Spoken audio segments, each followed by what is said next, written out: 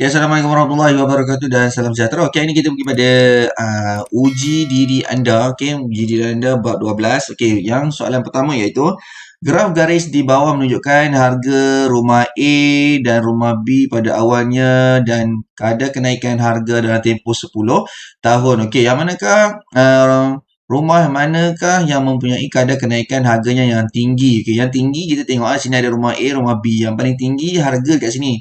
Harga kat sini. So, kenaikan yang paling tinggi ialah pada rumah A. So, kamu tulis sini rumah A. Okay. Pada tahun berapakah rumah A dan rumah B harga dia ialah sama. So, kita tengok pada persilangan. Kat mana yang bersilang tu ialah harga yang sama. So, bersilang dekat sini. Dekat sini bersilang pada tahun kelima. Okay, tahun kelima. So, dia bersilang dekat sini. So, kamu tulis dekat sini pada tahun kelima. Okay, kamu tulis sini tahun kelima. Okay, yang seterusnya, soalan yang seterusnya iaitu soalan nombor 2. Carta palang di sebelah menunjukkan 4 jenis rancangan TV yang digemari oleh sekumpulan murid. Nyatakan jenis rancangan televisyen yang paling digemari. Paling digemari kita tengok yang paling tinggi. Ini bilangan murid. Okay, ni bilangan murid. Ni jenis rancangan. Yang paling digemari ialah drama. So, kamu tulis sini ialah drama. Okay. Tulis macam tu. Okay. Lepas tu, wakilkan semua maklumat dalam carta palang di bawah. Itu dengan menggunakan carta pi. Dia suruh tukar semua ni kepada carta pi. Sebelum kita tukar pada semua carta pi, kita kena kira dia punya sudut-sudut yang akan ada dalam carta pi tu. So, kita kena tahu bilangan, berapakah bilangan murid yang dalam graf ni. Okay, so kita kira ada berapa? 1, 2, 3, 4, 5, 6, 7, 8, 9, 10, 11, 12, 13, 14, 15, 16, 17, 18, 19, 20. So, ada 20 orang. So, kita kena kira setiap bahagian dalam carta pi tu, setiap sudut tu. So, kita ambil dokumentari. So, dokumentari ada 1, 2, 3, 4, 5. So, 5 orang. So, kita ambil 5. Kita per dengan 20. Kita darab dengan 360. So, bila kamu darab dengan 360, kamu akan dapat apa? Kamu ambil kalkulator, kamu kira 5 bahagi 20 kali dengan 360. Kamu dapat 90. Okay. So, kamu dapat 90. So, kamu kira yang seterusnya. Drama. Untuk contoh drama, kita ada 1, 2, 3, 4, 5, 6, 7, 8. So, 8 per 20 kali dengan 360. So, kamu akan dapat 144. Okay. So, yang seterusnya 1, 2, 3. Kartun. 3 per 20 kali dengan 360. So, kamu akan dapat apa? Kartun kita akan dapat 54. 54. Kamu buat dalam bentuk jadual ni. 54. Okay. So, yang terakhir ialah sukan. Sukan kita ada 1, 2, 3, 4. So, 4 per dengan 20. Kita darab dengan 360. So, dekat sukan kita akan dapat 72. Okay, ni semua darjah. Okay, darjah. Sudut dalam carta pi nanti. Okay, so sekarang kita boleh lukis carta pi tu. So, kita buat satu bulatan dulu. Okay, satu bulatan. Okay, so kita ambil yang sudut yang paling senang dulu dekat dalam ni. Sudut yang paling senang ialah 90. So, kamu ambil protektor kamu. Protektor. Okay, kamu letak dekat tengah-tengah bulat ni. Okay, letak betul-betul ke bulat tu. Okay, kamu ambil 90. So, satu dekat sini. Okay, satu lagi kita mula kat sini. Tu. Okay, so jadilah 90. Okay, so kamu garis sampai habis. So, itu garis habis tu. Okay, lepas tu sudut yang kedua ialah 72. Okay, contohnya 72. So, kita pusing kat sini. 72 kita letak dekat sini. Okay, lepas tu kita pergi kat 72. Nampak 70? 72. Lebih kurang kat sini lah. Okay, lebih kurang kat sini. So, kita tandakan right. So, kita dapat 72.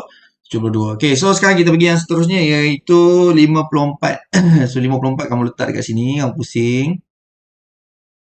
Kamu letak dekat line ni ya, line ni. Letak 54, letak situ bagi kena betul-betul. Okay, so kita pergi kepada 54. 54 lebih kurang dekat sini. Kamu kira betul-betul dekat protector kamu. Okay, 54 kat sini. Lepas tu kita tekan right. Kita dapat 54 kat sini. Lepas tu yang terakhir adalah 144. Yang hujung ni memang 144 lah. Balance dia. Okay. Kalau kamu tak percaya, kamu tekan lah sini. Kamu letak balik kat sini. Letak balik. Okay, kita tengok daripada kosong sampailah 144. Lebih kurang macam tu lah. Okay. So, kamu buatlah betul-betul kat sini. Okay, so kita bolehlah label dekat dalam ni. Kat sini kita boleh tulis. Sini berapa? 72. Sini 90. Sini 54. Okay, sini 144. Okay, so nanti kamu tulis kat sini. Dokumentari, sukan, kartun, drama. Okay, so macam tu saja kita convert daripada carta palang kepada carta pie. Okay. Okey, kita pergi kepada soalan nombor 3. Dalam satu eksperimen, Johari mengukur tinggi anak pokok setiap minggu selama 6 minggu. Okey, 6 minggu. Dia mempersembahkan data yang dikumpul dengan menggunakan graf garis. Nyatakan minggu-minggu yang mana anak pokok tumbuh dengan kadar yang sama. Maksudnya, dia kadar yang sama. Dia tumbuh, ini cm dalam minggu pertama, kedua, tengok dia tumbuh hanyalah 2 cm. Minggu 2, ketiga pun 2 cm. So, yang tumbuh dalam kadar yang sama ialah daripada minggu pertama ke minggu kedua dan minggu kedua ke minggu ketiga. Okey. Yang seterusnya ialah kita tengok yang mana lagi sama, iaitu daripada minggu keempat sehingga ke minggu kelima dan juga minggu kelima sehinggalah minggu ke-6. So kamu boleh tulis itulah antara yang pokok yang tumbuh dengan kadar yang sama ialah di antara minggu pertama dengan minggu kedua dan minggu kedua dan minggu ketiga.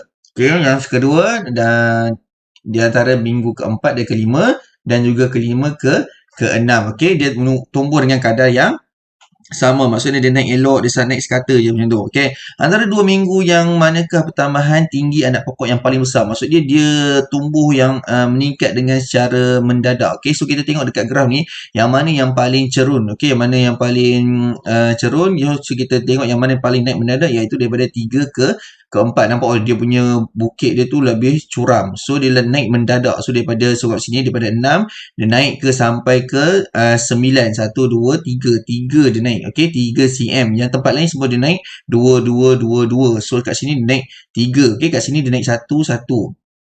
So yang paling pertambahan pokok yang paling besar ialah di antara minggu ke-3 dan keempat. Okey. So yang ketiga seterusnya dia tanya apakah kelebihan perwakilan data ini. So dia tanya apakah kelebihan carta graf garis ni. Okey, so kelebihan dia ialah dapat memaparkan perubahan tinggi pokok daripada minggu pertama sampailah ke-6.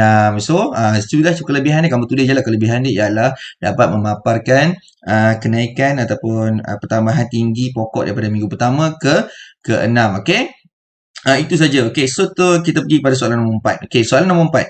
Satu tinjauan dijalankan untuk menentukan tempoh menunggu kepada minit yang terdekat. Okey, dan menunggu bagi sekumpulan penumpang di sebuah berhentian bas. Data daripada tinjauan diwakilkan dengan plot titik. Berdasarkan plot titik tersebut, nyatakan benar atau palsu. Okey. So A, bilangan penumpang yang terlibat adalah 20. Okey, so kat sini kita tengok kat sini, 20 ni bukan penumpang, 20 ni ialah tempoh minit. So penumpang dia ada berapa? So kita kena kira titik ni. 1 2 3 4 5 6 7 8 9 10 11 12 13 14 15. So dia ada 15 sebenarnya.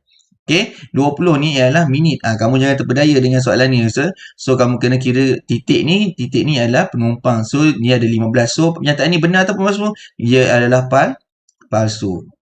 So kamu tulis tu palsu. Okey. Tempoh menunggu yang paling singkat ialah 0 minit. So betul ataupun tidak? So yang paling singkat memanglah 0 minit. Okey, memanglah betul. So benar. Okey, yang paling singkat kan. Kalau takkanlah kita nak cakap 15 minit paling singkat. Mesti kita ambil paling kecil. Yang paling kecil ialah 0. Okey. So tempoh menunggu bagi 40% daripada penumpang adalah sekurang-kurangnya 15 minit. So kita tengok 15 minit kat mana? 15 minit kat sini.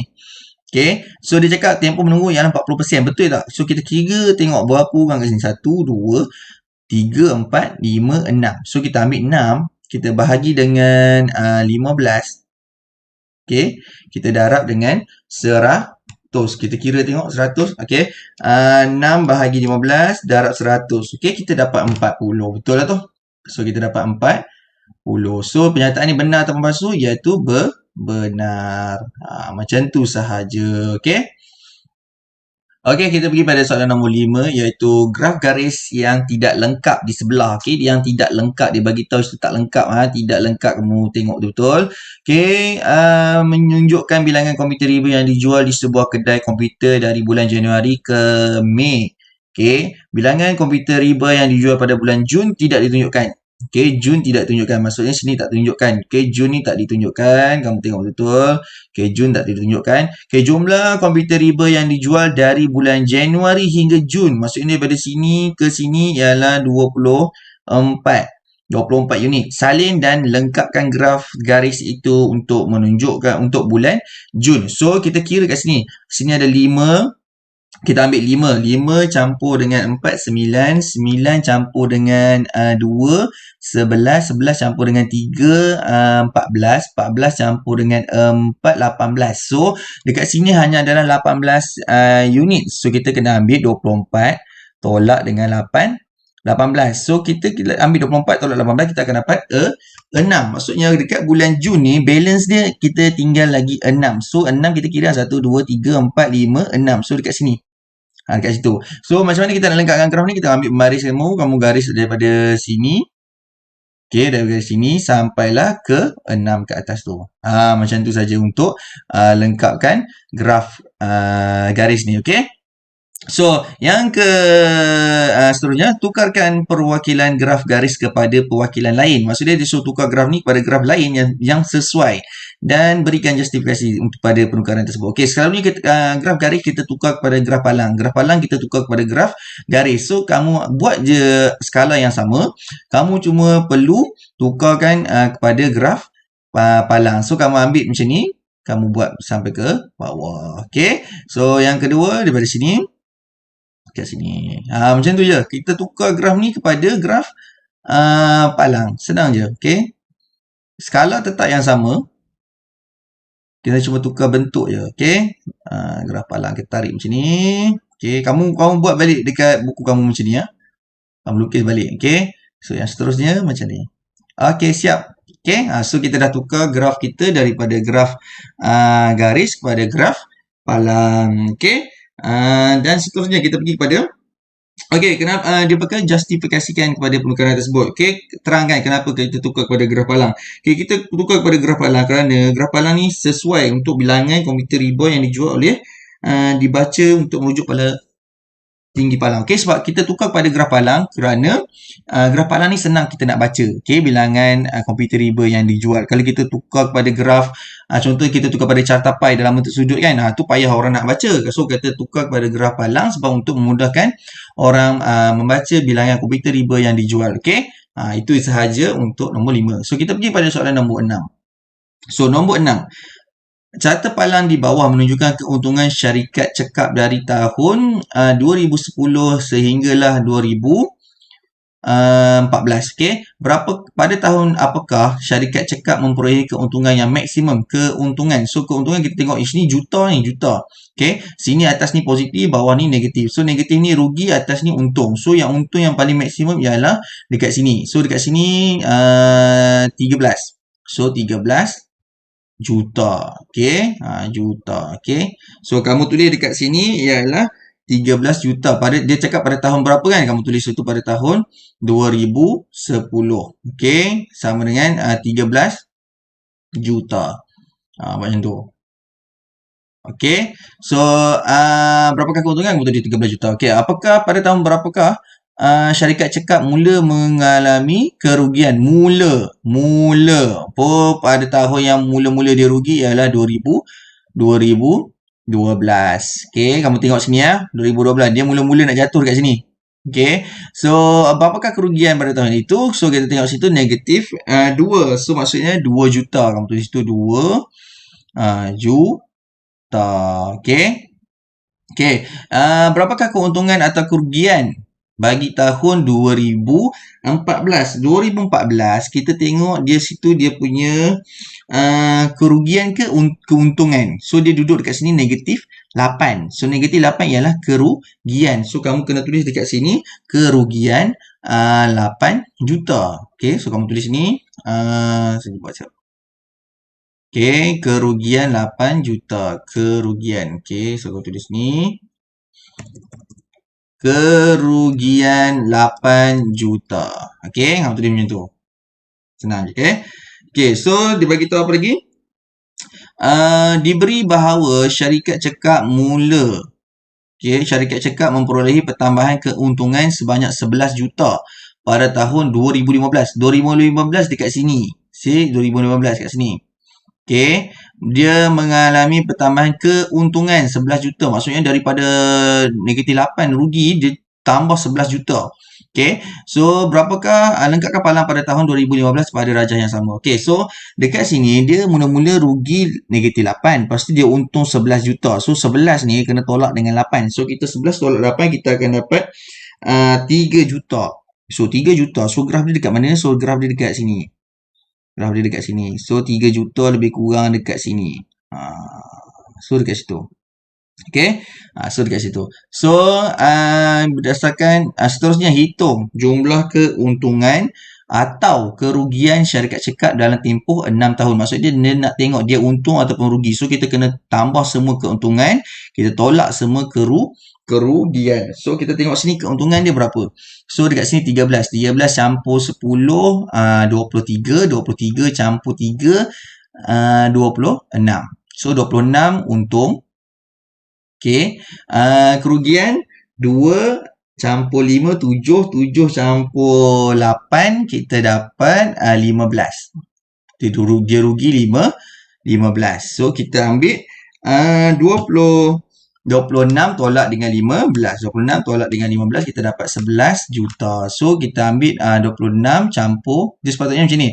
26 campur tolak 15. Ni kerugian. So kita dapat positif 11 juta.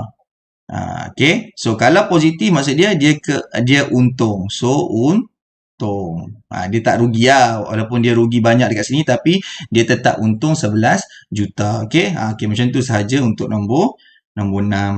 Okey, kita pergi pada nombor 7. Masa yang diambil dalam minit untuk seorang tukang paip memperbaiki 30 batang paip bocor adalah ditunjukkan dalam plot batang dan daun di bawah. Okey, kunci dia ialah 1, 2, bermaksud 12 minit. Maksudnya 1, 2, 12 minit, 1, 5, 15 minit, 1, 5, 15 minit, 16 minit, 17 minit, 18 minit. Macam tu kita baca, okey. So, senaraikan semua data yang dipaparkan dalam plot batang dan daun tersebut. Senaraikan semua, okey, semua. Maksudnya kamu kena senaraikan semua minit-minit yang ada dalam plot batang dan daun ni. So, kalau nak senaraikan, kamu senaraikan macam mana? Kamu senaraikan macam ni. Contoh dia, setelah kamu ambil. Saya buat kecil sikit. Dalam 28. Okey, sekejap. Okey, senaraikan semua. So, kamu kena senaraikan ke semuanya 12 minit. Lepas tu kamu koma, kamu tekan lagi 15 minit, koma, 15 minit, koma, 16 minit. Sampai 16 minit, 17 minit, 18 minit. Macam tu. Sampailah 21, 24, 25, 27, 28, 30. 30 ada 2 kan? 30 ada 2. So, kamu buat 30 ada 2, 31, 33, 34, 35, 36, 30, 37, 37, 38, lagi 39, 40, 41, 42, 43, 45, 47, 48, 52 dan juga 56. Okey, kamu kena senaraikan semua. Kalau dia suruh senaraikan semua, kamu kena senaraikan semua ni. Maksudnya kamu baca dekat batang daun, kamu tulis balik 12 minit, 15 minit, 15 minit, 16 minit dan seterusnya sampai habis. Okey. Okey, yang seterusnya. Nyatakan masa yang paling singkat untuk memperbaiki paip bocor. So, yang paling singkat dekat sini, kita tengok yang mula-mula sekali. So, sini 1 dengan 2. So, 1 dengan 2 ni ialah 12 minit. So, masa yang paling singkat ialah 12 minit. Okay. 14 minit. So, apakah inference yang boleh dibuat tentang masa yang diambil untuk membaiki pipe bocor? Inference ni kamu ceritalah daripada plot batang dan daun ni. Rumusan yang kamu boleh buat. Okay, rumusan yang kamu boleh buat ialah masa yang diambil untuk membaiki pipe bocor itu adalah daripada 30 minit sehingga 39 minit. Kamu tengok yang paling banyak masa yang diambil. Okay. So, daripada 30 minit sehinggalah 39 minit. Okay, itu sahaja. Okay. So, yang seterusnya ialah nombor 8. Okey, nombor 8 dia bagi dua graf. Okey, dua graf. Graf garis dalam rajah A dan rajah B masing-masing memaparkan data yang sama. Okey, data yang sama. Maksudnya graf ni data yang sama. Okey.